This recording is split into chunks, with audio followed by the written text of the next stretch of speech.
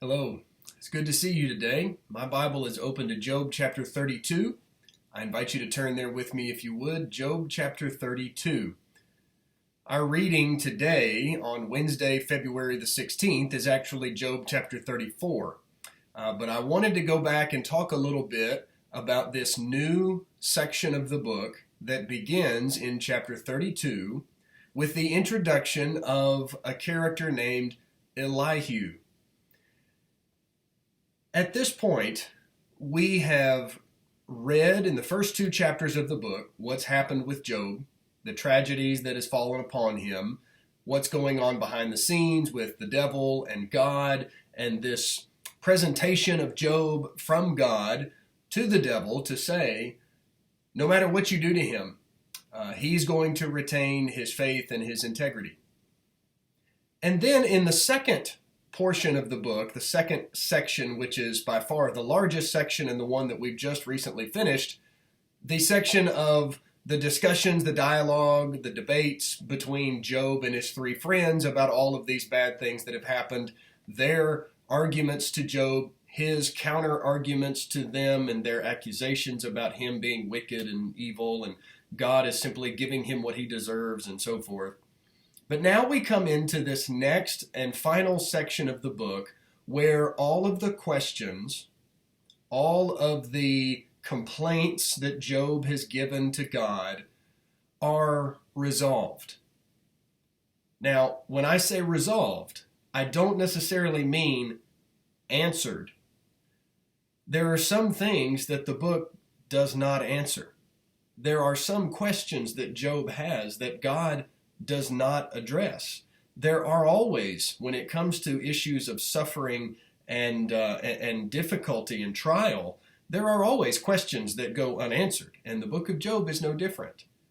But I do think that we can safely say that there is a resolution that is offered in the book of Job, and we'll see that as we get into the final chapters of the book. In chapter 32, we are introduced to a new character. Elihu is his name.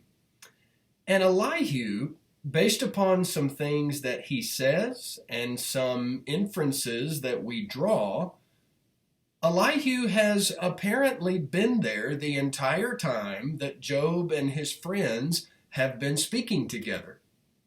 Elihu has been listening to the things that they've said. He's been listening to the arguments made by Job's friends, the counter arguments that Job himself has made in his own defense. He's been listening to the complaints that Job has given about God. And Elihu has just been taking it all in, evaluating what's been said, and now he's going to come onto the scene and say, it's my turn to speak. In chapter 32, you see Elihu speaking like this. In chapter 32 and verse 1, the text says that these three men, so that's Job's friends that he's been hearing from thus far, they quit answering Job because he was righteous in his own eyes. They have not been able to make any progress towards convincing Job of their position. And remember that their position is the idea that there is this cause and effect relationship. When you do bad things, when you are wicked and evil before God, God is going to bring about the correct and just effects. He's going to let bad things happen to you.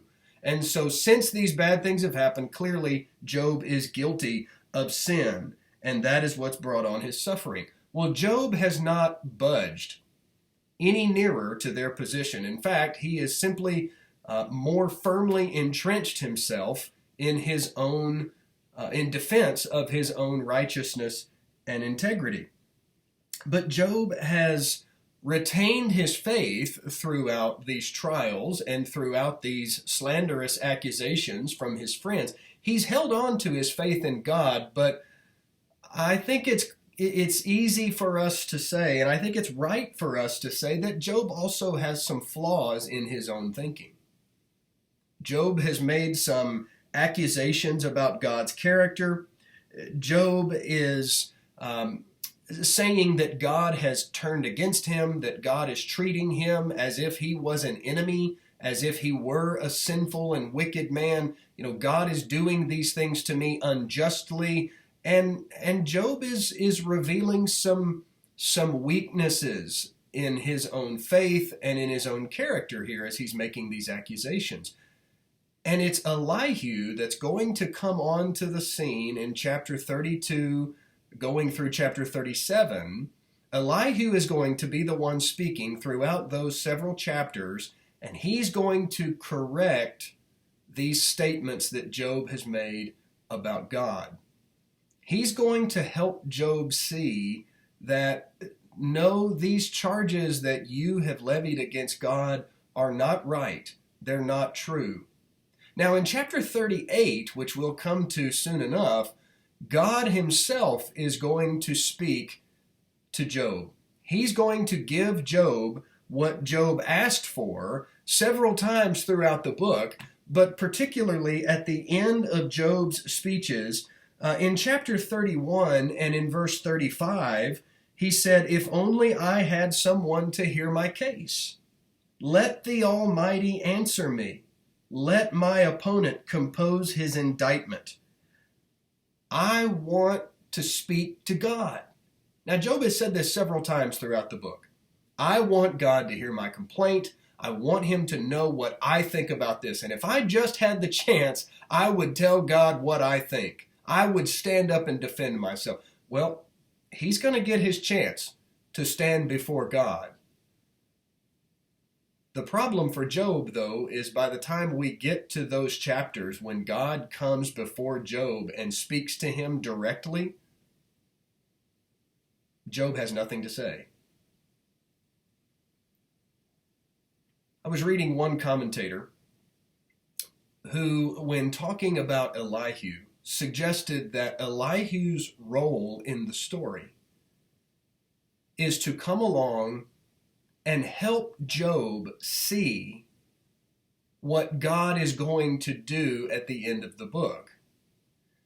Not that Elihu knows what God is going to do in terms of coming and speaking to Job, but Elihu has been listening to Job say again and again, I wish I could speak to God. I wish I could talk to him directly, and I wish he would tell me what he's doing. I wish God would answer me. And Elihu understands, Job, if God were to actually do that, here's what would happen. Here's what he would say. And so Elihu is kind of coming in preparation, as it were, before God comes and speaks to Job directly. He's going to say some things, man to man, that Job can wrestle with and perhaps even agree to before God comes and speaks to him, God to man, and just completely overwhelms Job and blows him away. So there are some things that Elihu says that are really interesting. Elihu is going to come along and he is going to say some things to Job that Job's friends did not say. Elihu recognizes that Job's three friends, in all of the things that they have said, they have not spoken truthfully about the situation. They have not said anything that's going to help Job cope with what's going on. They have made charges and accusations against Job. Job has answered those charges and accusations. He's been falsely accused by his friends, but the three friends were laying these charges against Job because that's the only way that they knew how to vindicate God. Well, Job, if you really were innocent, surely God wouldn't have done these things to you because that would really look bad on God's part. So you must have done some bad things. That's the only way that his friends can understand a vindication of God. But Elihu is a deeper thinker than this. And Elihu understands that Job has been correctly defending his own integrity and talking about his own piety and righteousness. And yet, even while doing so, Job has said some incorrect things about God. Elihu understands that just because these bad things have happened to Job, that does not mean that God doesn't have reasons for letting them happen. And here is where Job's friends fell short in their understanding. This is also where Job fell short in his understanding. Because while Job said correctly, "No, I'm innocent, I haven't done any of these wicked things that you're accusing me of," he did turn around and say, "God, you're not being fair. You're being unjust." And Elihu says, "Job, maybe that's not the best way to think about this. Maybe there are other things going on that you don't understand. And if God could speak to you and explain himself to you, not that he needs to, by the way, but if God were to do that, he might open your understanding to things that you are not aware of." So Elihu does what the friends were not able to do. You notice when the three friends were giving their speeches, Job always had a response. He always was able to give a counterpoint to whatever they had said. What's interesting about the chapters, when Elihu speaks, Job never responds. Job never gives a counterpoint to the things that Elihu has to say, even though he has opportunity. He has opportunity to answer Elihu and to give a rebuttal, but he doesn't do that. What does that indicate?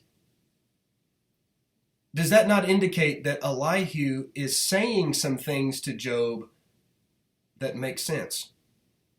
Some things that Job is maybe agreeing with and convinced of. Elihu is helping Job think more deeply on what's happening to him. And I think Elihu is a character who is to be commended in that regard.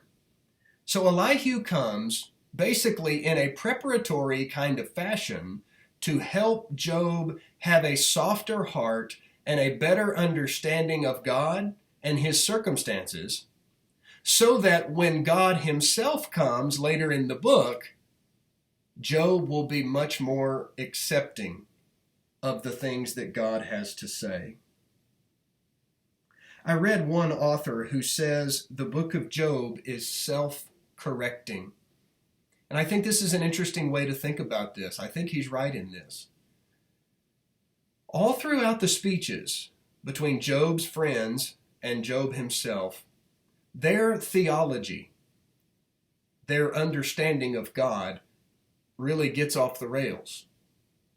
What you have in the book of Job is human beings who have a finite and shallow understanding of things, reaching up toward the heavens, metaphorically speaking, trying to grasp these lofty ideas, these actions and these activities that are taking place in the heavenly realms, going on behind the scenes, which they do not see with their own eyes, thoughts of God that they cannot attain, they're trying to attain. And clearly they're coming woefully short. And so God is going to come into the story later on and basically going to say to Job's friends and even to Job, this is a fool's errand. You cannot possibly understand what's going on in my mind. I am the infinite, all-powerful being. You are finite and shallow and superficial in your understanding. There's no way you can grasp all of the things that I am able to grasp. And so where the theology of Job and his friends gets off track earlier in the book, it self-corrects, as this author says. It comes back to center, as it were. And Elihu plays a very critical role in that. Job answers the friends' charges. Elihu answers Job, but nobody ever answers Elihu. Job doesn't try to correct him. Job does not try to explain away anything that Elihu has said. God himself does not even correct Elihu's thoughts. He corrects the friends. He says plainly at the end of the book, "You've said things about me that were wrong." He doesn't do that with Elihu. It seems that Elihu has a role in helping Job and helping all of us come back to better thoughts about God and suffering. So Elihu is going to begin speaking in chapter 32. And really what I wanted to do in today's video was not so much read the things that Elihu says, but just talk a little bit about the role that Elihu is playing. But I do want to point out something in chapter 32 that I think is important. Chapter 32, look at verse 14. Elihu says, "Job has not directed his argument to me, and I will not respond to him with your arguments." I think that's a statement directed to the friends of Job. And here's the significance of verse 14. I will not respond to him, to Job, with your arguments. A lot of people see Elihu as just a fourth friend who's going to come along and say the same kinds of things that the three friends have previously said. It cannot be that. And this verse makes it clear. Elihu says, I'm not going to say the same kinds of arguments and charges and accusations against Job that you three have made. Elihu's points in his speeches are very different.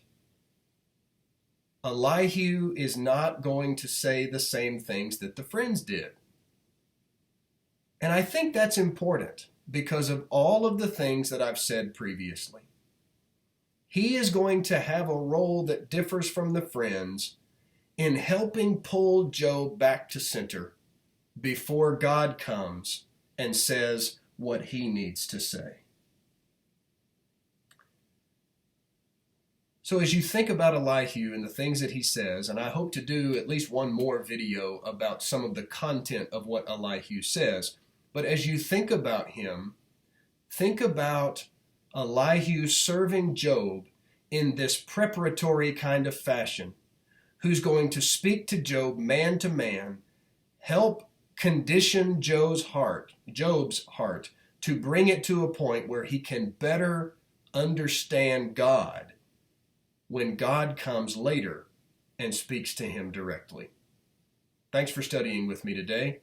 God bless you in your reading.